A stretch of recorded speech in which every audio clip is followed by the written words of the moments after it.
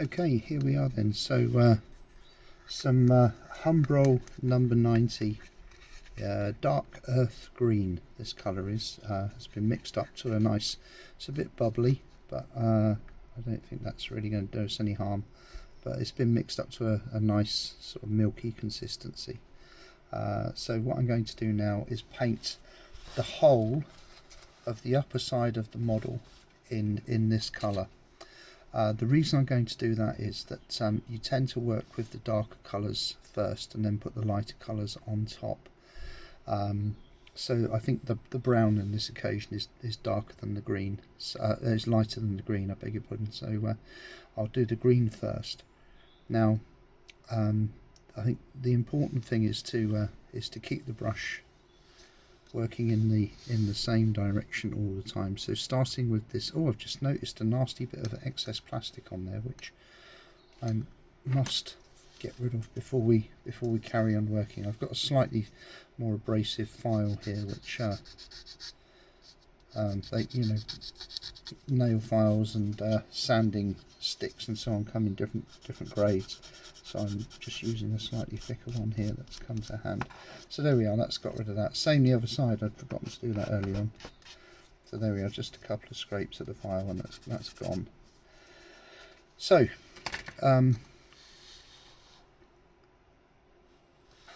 brush in the same direction, just doing it so you can see from the front to the back, just in thin applications of paint.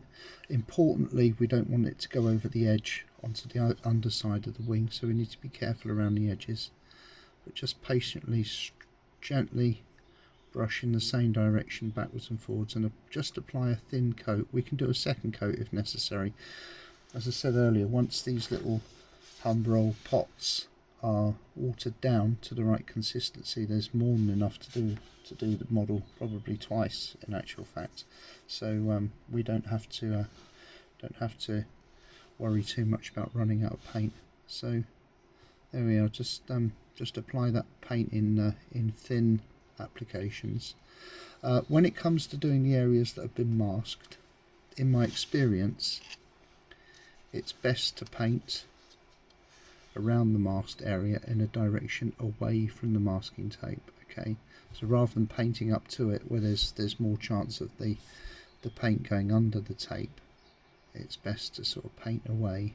Okay, so what I'm going to do now is I'm going to pause you while I paint the whole of the aeroplane in this green, and then come back, and then we'll set out the camouflage markings and where to put the brown paint. Okay, so I'll just pause you there.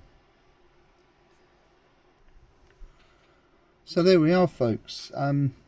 First coat applied, and it's, as you can see, a bit streaky, but this is just a thin initial coat on this surface. It's a darker paint, so it doesn't cover as well as the underside.